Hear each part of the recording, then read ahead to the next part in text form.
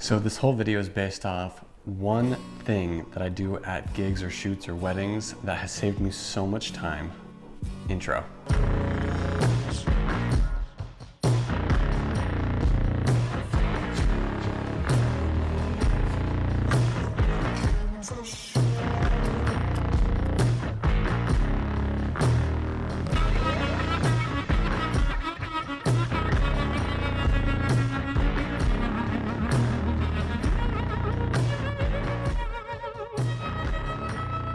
Welcome back. So here are 6 tips that I do every single shoot that help me maximize my time flying instead of like fiddling with things. And so I'm just going to skip right to the first tip.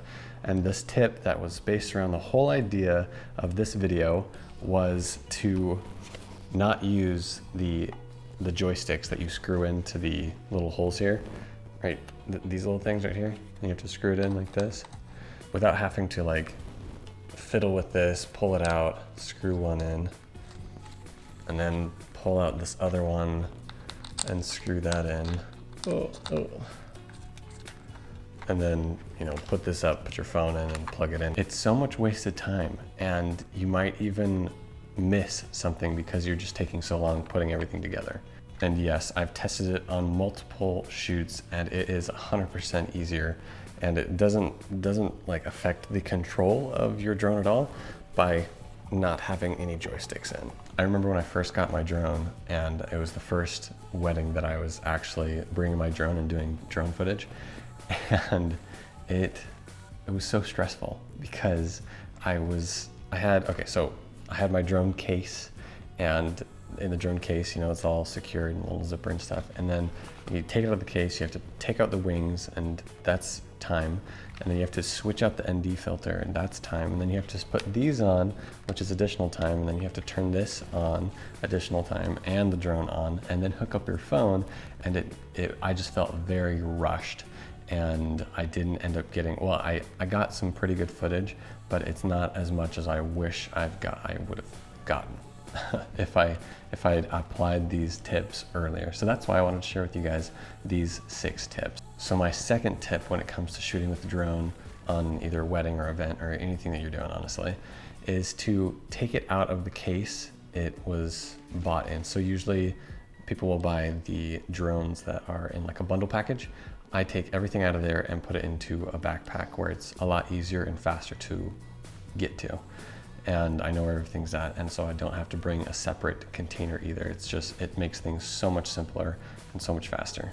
And my third tip is to buy a phone that has a lot of battery, because you're gonna need it between texting people and the couple and calling, and you just use your phone for everything.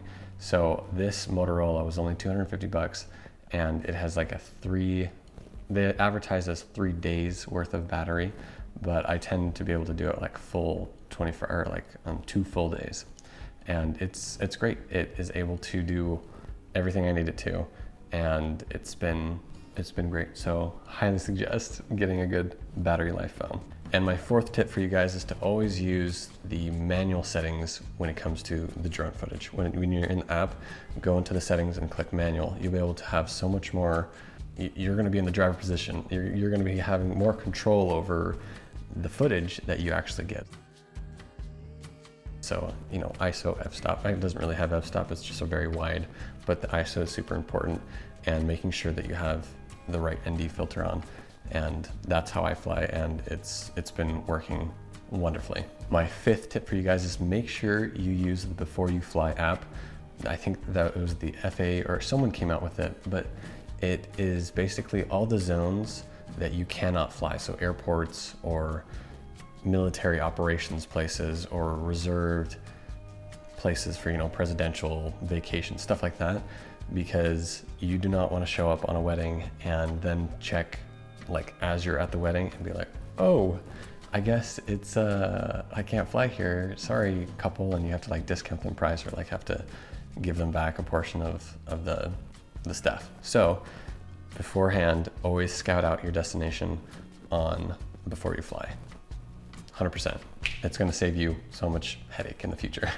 And my last tip for you guys is a pretty simple one, but in the DJI Flight app, there's a certain setting that you have to turn on that when you plug into your controller, that it automatically connects you to that app. Honestly, on a full day shoot, when things are constantly happening, it can literally get down to a few seconds, if you could, like a few seconds before you miss something. So making sure that those things, you minimize the time that it takes you to set up and break down and set up or like go somewhere else it's so important. All right, so that was my 6 tips. Thank you guys so much for watching. As always, if you guys want to support me, buy a t-shirt in the link down below. And don't ever forget to always be creative. And I'll catch you guys in the next video.